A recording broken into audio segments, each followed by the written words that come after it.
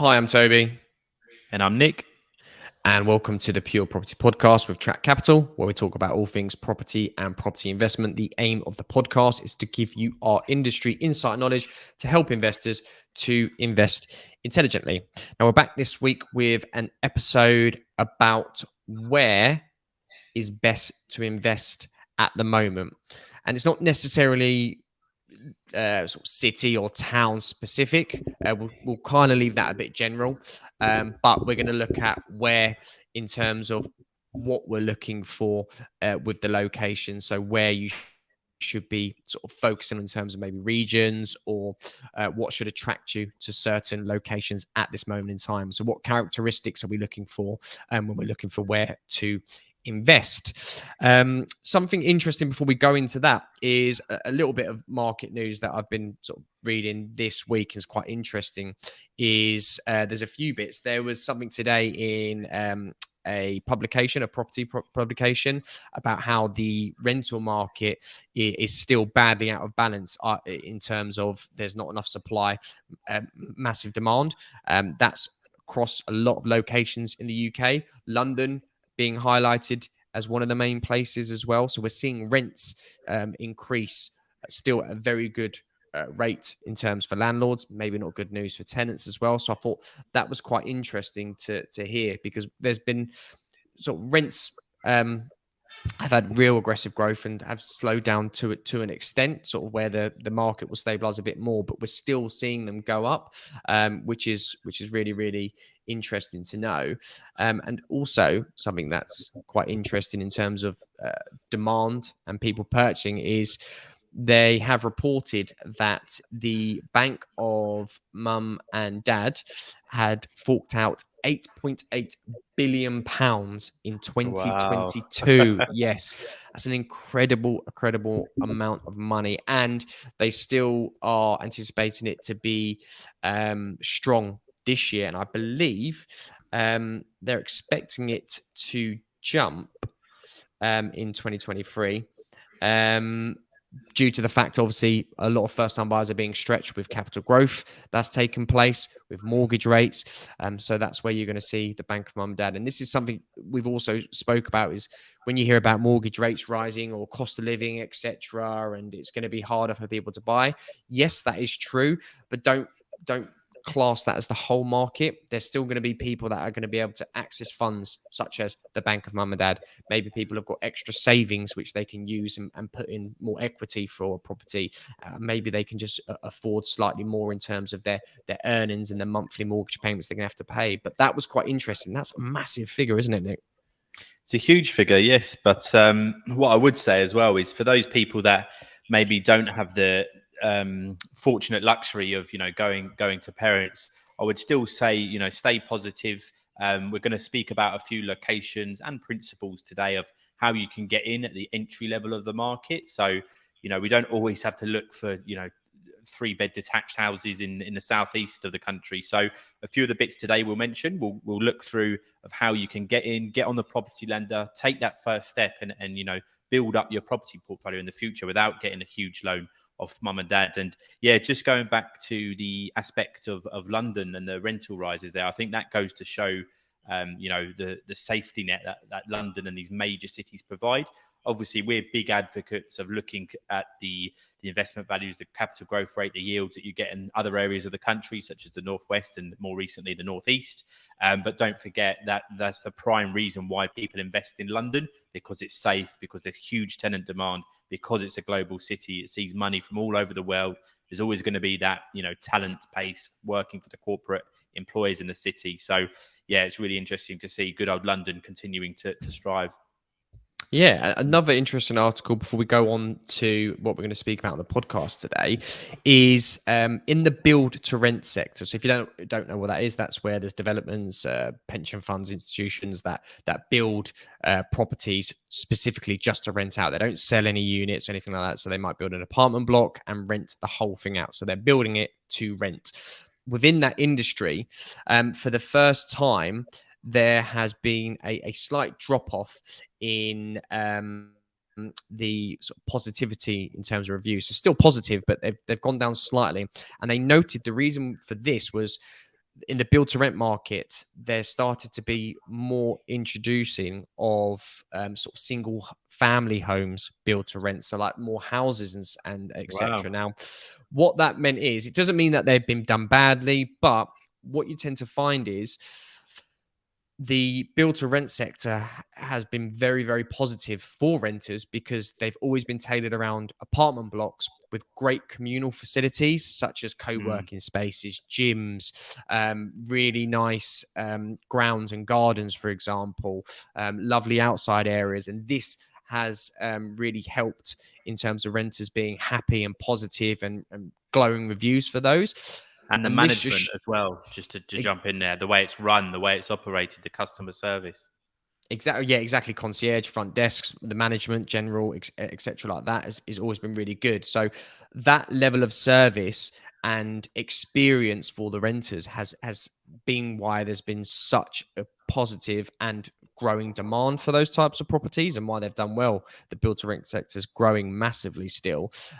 But the reason the single family ones didn't show as positive reviews, and we're not saying, I don't, the article doesn't say they're bad reviews, they're just not as high, is because there's the lack of the community side of things, the outdoor space, the service, etc., which has sort of brought it down slightly, which again just shows the strength of when we're looking at certain types of property investments that we do at Track Capital, when we're looking at good city centre locations or good apartment buildings, we are starting to see real good appetite and demand for the ones with great communal facilities, because it's really going to help with the tenant demand, the premiums you can charge, and just attracting tenants on a regular basis and minimizing voids, which is very, very important.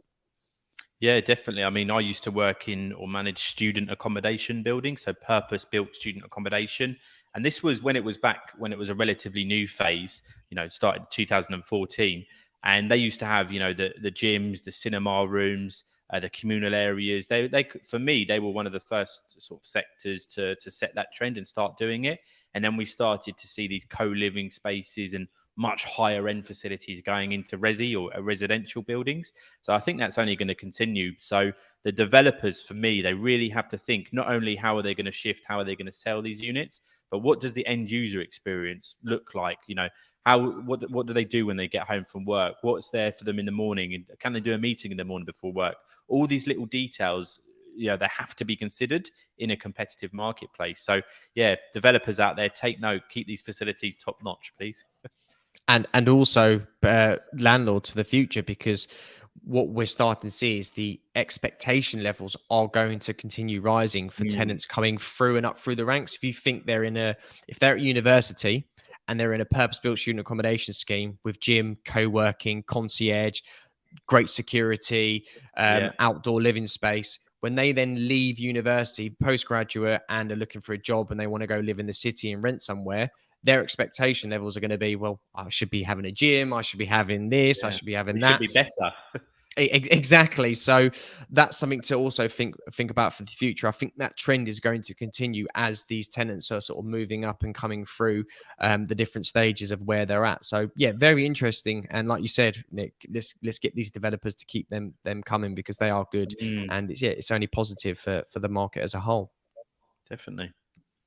Right, let's get on to this. Nick, I'll let you kick things off then in terms of where we are looking at in terms of investing at this moment in time, this market. Where should we be looking? What's the first pointer we should be looking at in terms of where? Cool. So fundamentally, what we do as a company, as many of you will know, is identify locations or regions, cities, whatever it may be, to where there's good opportunity for earning well. Basically, that's the bottom line. Are we going to make money in the value rise? And is there going to be a good rental yield? So there's a couple of fundamental principles and bits and bobs, I would say, that we look for to identify such locations. So a lot of these are found in the first, tier one prime city centre locations, which is where we do a lot of business development and a lot of focus. So in recent years, your Manchester, Liverpool, Birmingham's, and in the past, places like major cities like London, etc. So if we're looking at the moment, we're looking at prime city centre locations in the northwest of the region. I would say that's the number one area. So a couple of reasons why. I'll reel off 2, 3, and then I'll let Toby cover a couple as well. So the fundamental principle is the strong demand strong demand potential. So what you want to do is make sure you can rent that property in a good period of time, or i.e. a short period of time. You want to make sure you're renting it for the right amount of money, and you want to make sure that your void periods are minimal in the future. So you've got a consistent flow. So not only thinking about, oh, how's this going to perform in the next 1 or 2 years, but in the next 5 years, 7 years. So when you come to sell it, or even if you retain it, you can demonstrate a good rental market demand for your property. So getting those key tenants in there is one of the number one things that you want to look for. Now, with regards to capital growth and seeing value rises, one of the investment fundamentals, what we talk about often, would be regeneration. So what's happening in and around the property, which is going to cause a spike in values. Now, typically we see that from private investment and public investment into infrastructure, education, or you might see big employers move into the areas. You might see, waterfront communities be built out. You might see transport systems improve. You might see more social leisure and entertainment if there's a new mall going in. If they're, building a new set of seafront, bars, etc., etc. So all these things you want to look for, and they can be easily found if you're looking online and doing your research and due diligence into a location. So one of the first things I do, if I saw an opportunity or I was just doing some general desktop research, is go and look at the planning that the government has, look at the current infrastructure, Google news articles, new employers going into the area, how much spending is going to take place there, what are the plans from the local politicians, etc. Because if you time this right, you can make absolute fortunes, as we've seen in different areas across the city. One of the prime and most dominant examples I would feature would be Media City UK in Salford, Manchester. So years and years ago, that wasn't a thing, believe it or not. It wasn't a place where people looked on as favourable. There was no big employers there. It was, an area of Manchester that needed money pumping into it. And companies like the Peel Group, Legal and General, they built out Media City UK. And we saw phenomenal success in that area. So as a result of that, what happened is that core area was built out. The big employers moved in, and then other smaller private developers thought, oh, hey, hang on a minute. This is a good area for the future. We can buy this land for cheap. And then by the time we're finished building it out, we can charge a premium. So as followed suit, all the developers ploughed in there. The infrastructure improved. There's more buses, there's more transport networks. And as you can see, so on and so on and so on.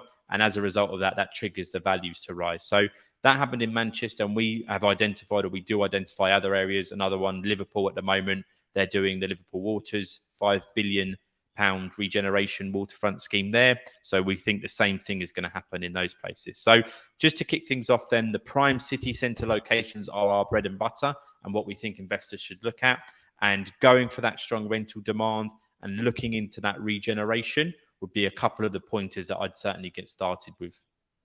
Yeah, that's a great point. On the regeneration as well, it's quite interesting. I was talking to a developer yesterday, a Manchester-based developer. But I mean, they do developer elsewhere, but their main focus is Manchester at the moment. Big player.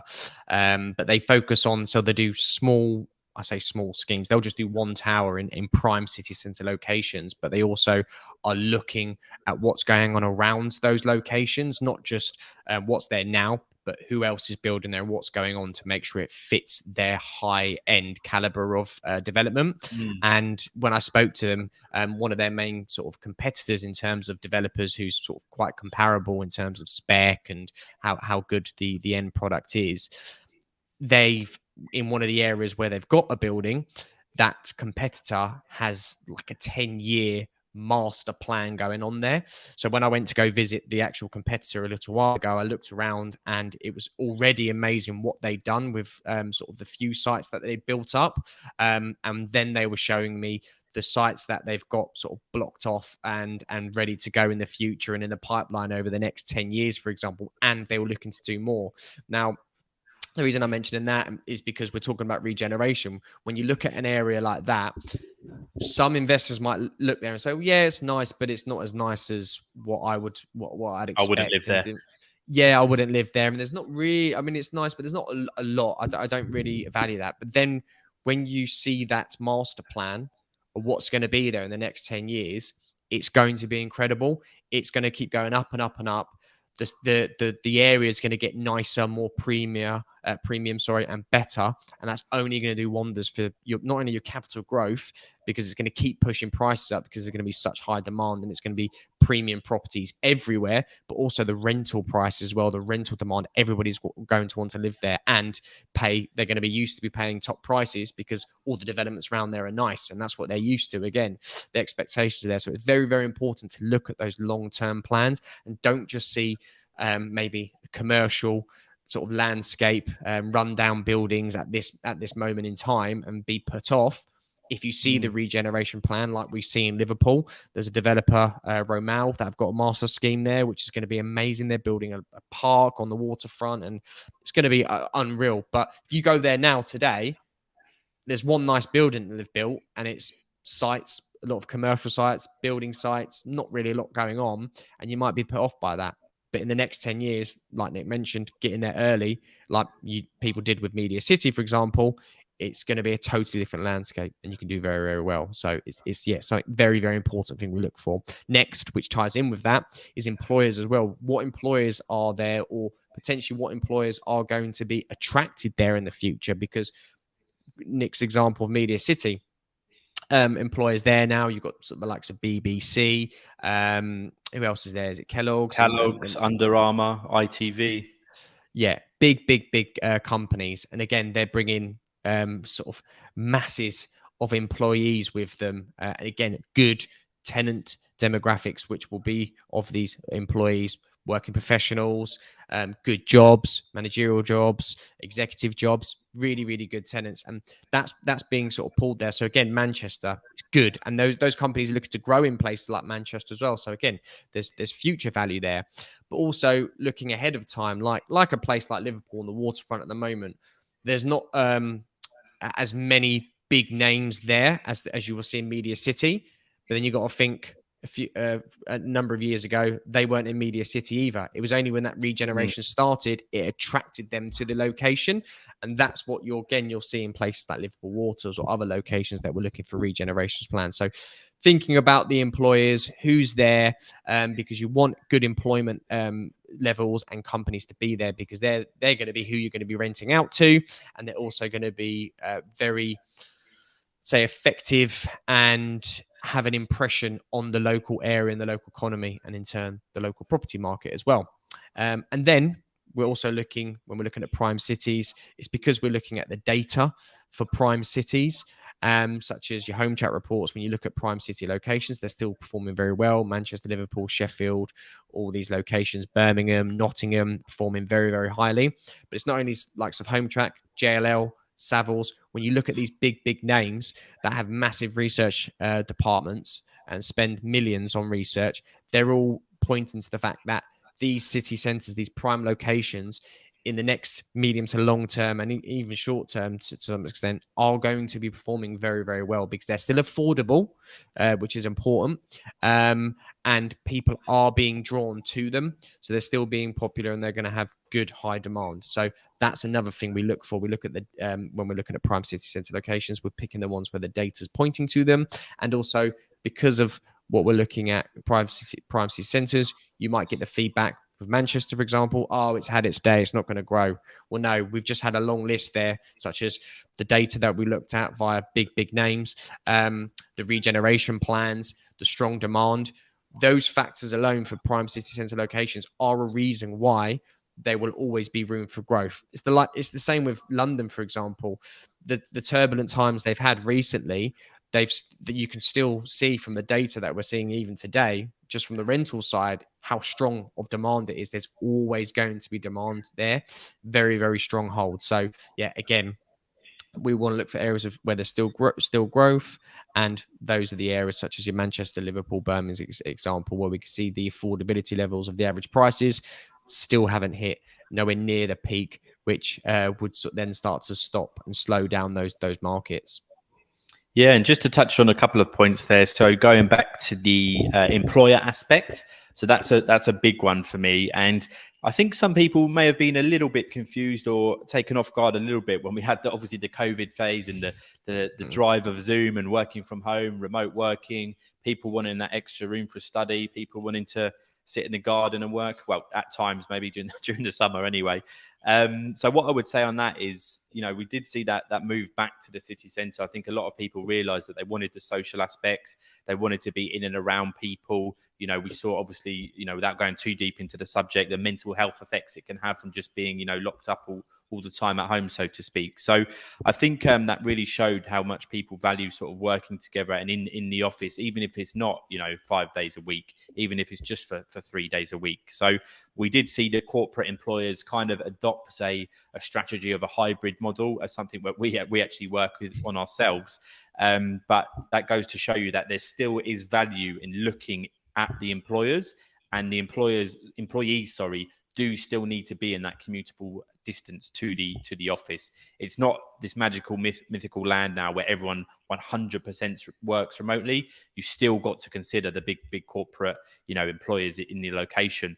But the point of what I was going to say is, don't forget there is a huge amount of startups and early stage businesses, particularly that graduates look at, whether they're, tech programmers, whether they're going in business development, sales, whether they're doing social media management, all these roles are required in startups as well. And the UK is a hotbed, for example, for startups, very, very entrepreneurial, especially places like Manchester and obviously London as well. So yes, look for big employers, but if you can get an understanding of the small to medium-sized businesses in the location as well, I'd say definitely look at that. It's not necessarily a case that it has to be a household name.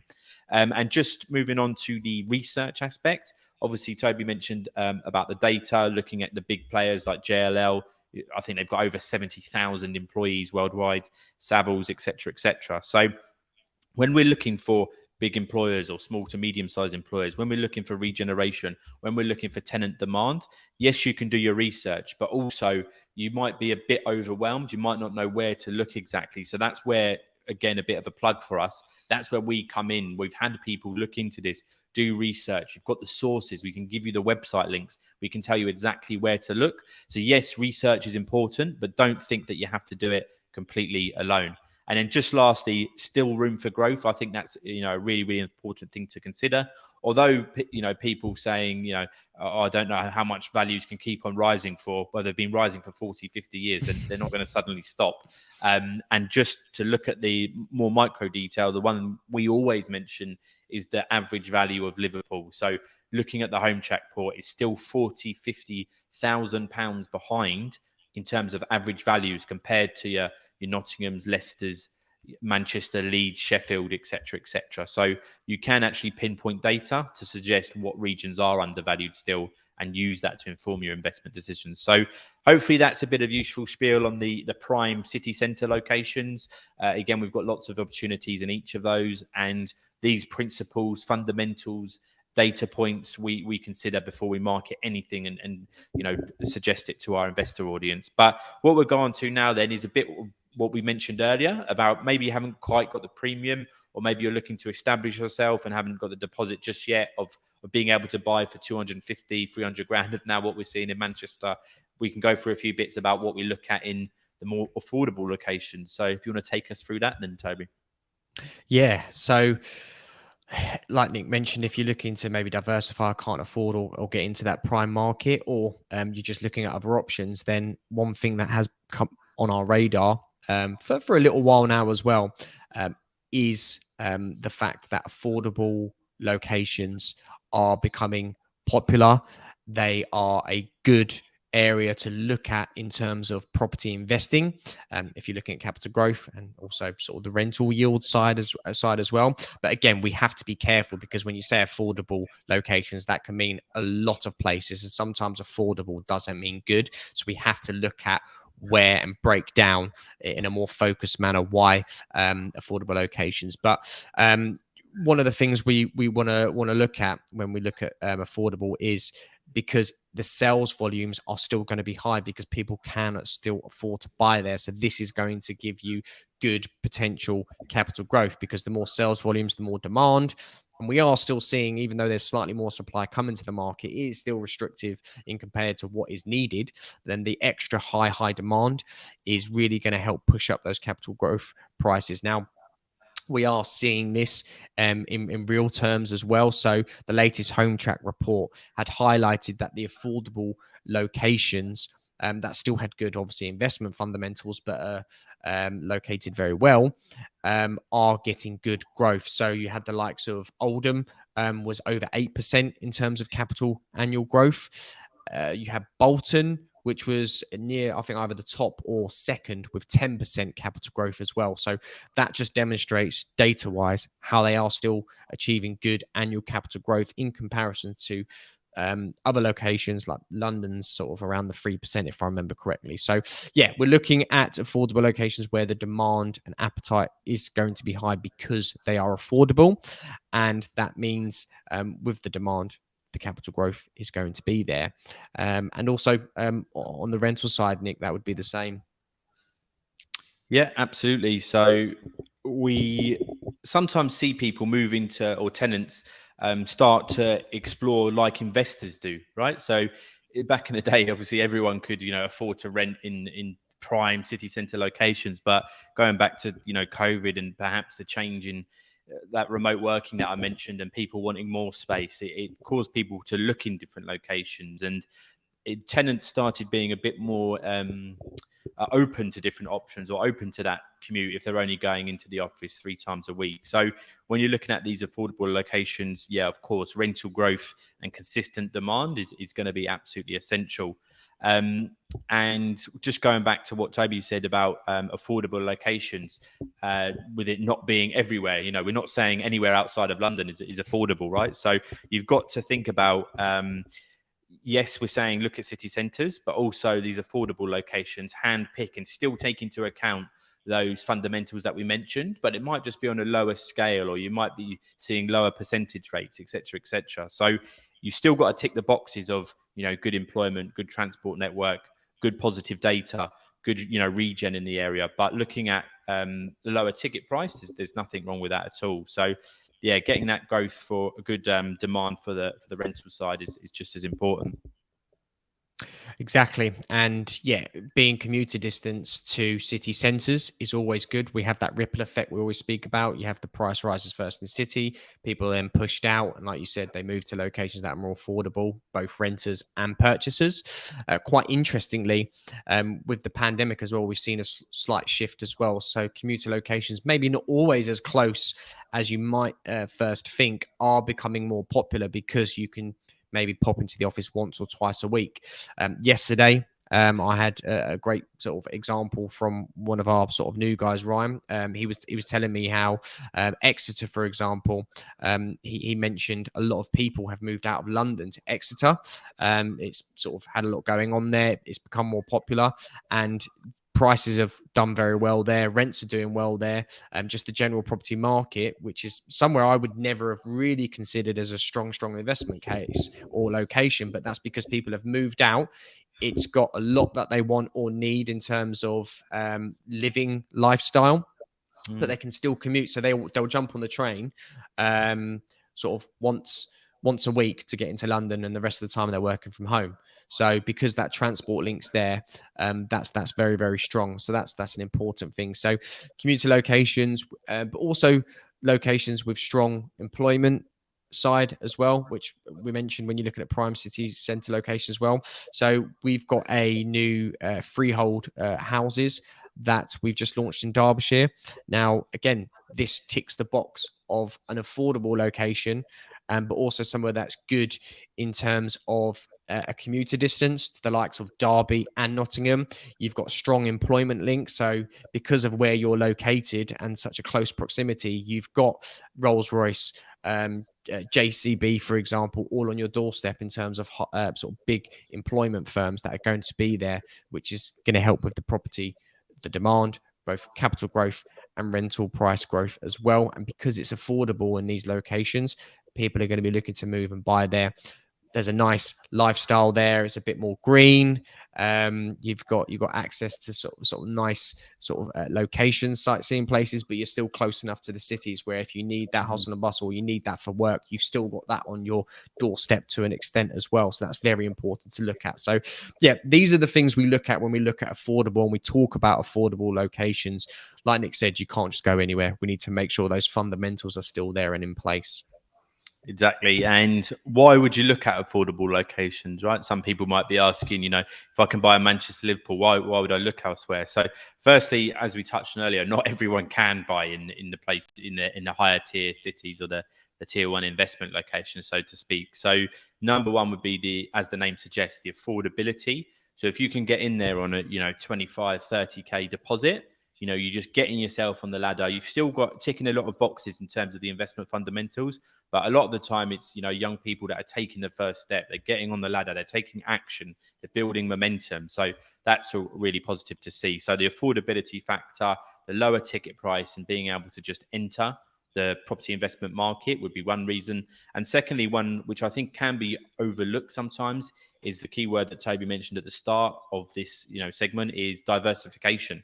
So we speak to people constantly that have properties all over, London, Manchester, Liverpool, holding 5, 8, 10 properties.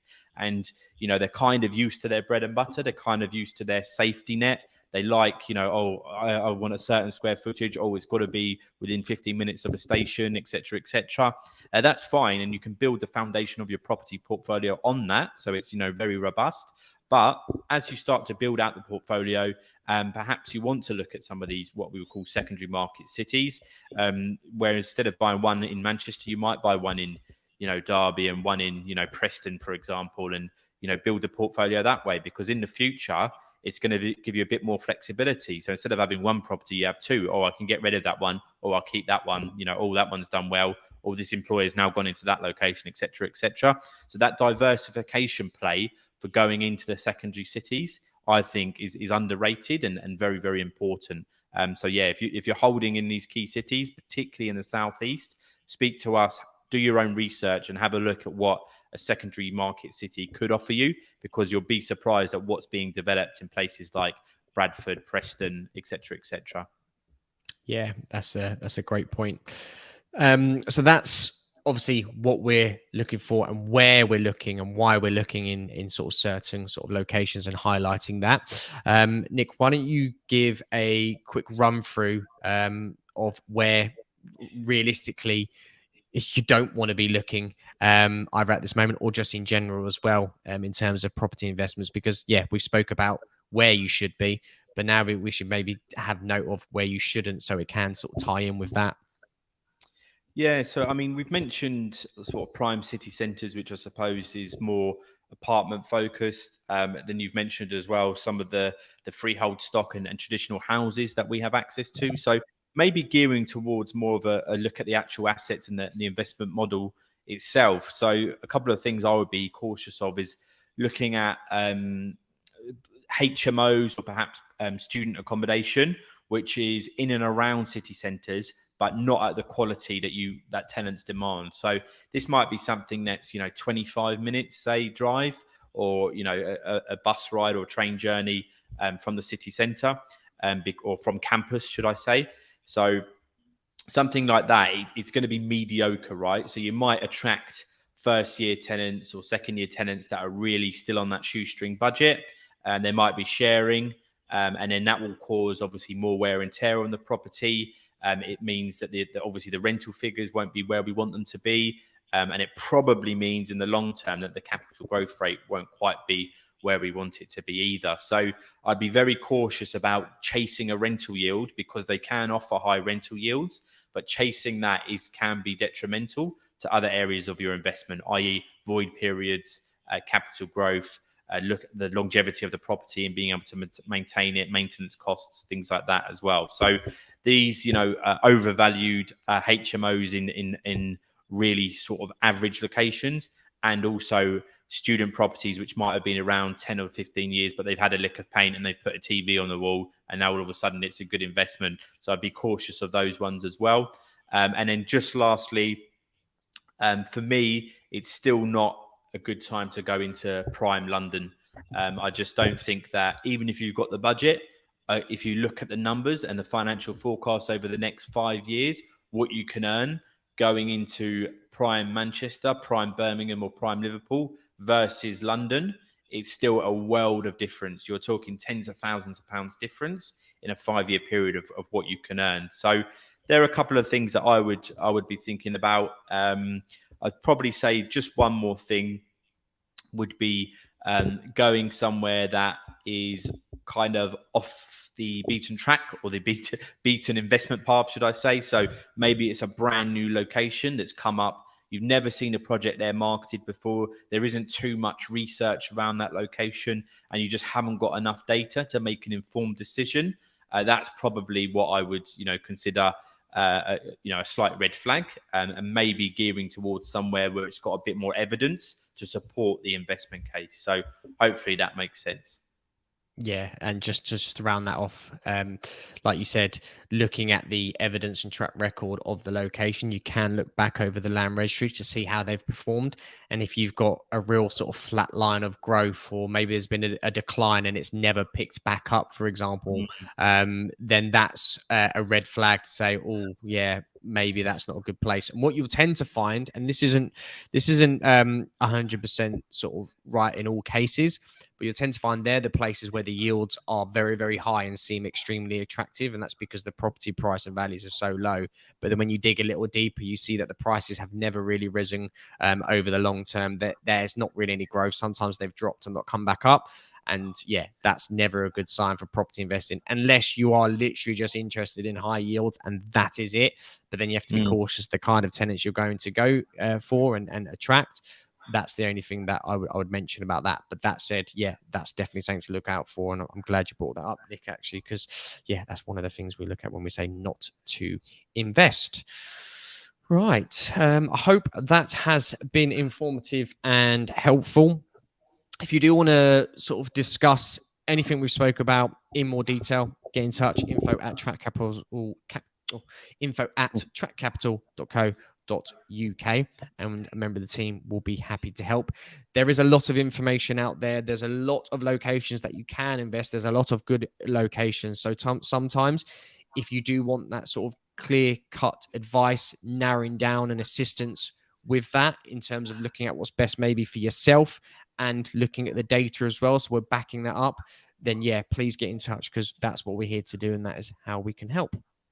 Yeah, you hit the nail on the head. Just to finish up, it's all about bespoke, what's best suited for you, because we've been very generic today. We've given you the overarching principles, the fundamentals, but it's not going to be it has to be a case by case basis, should I say. So for someone, if they've already got loads of property in a high growth area, they might look at one of these high yielding locations, but all depends on personal circumstances. So yeah, give us a shout if we can help with anything, and we'd love to assist.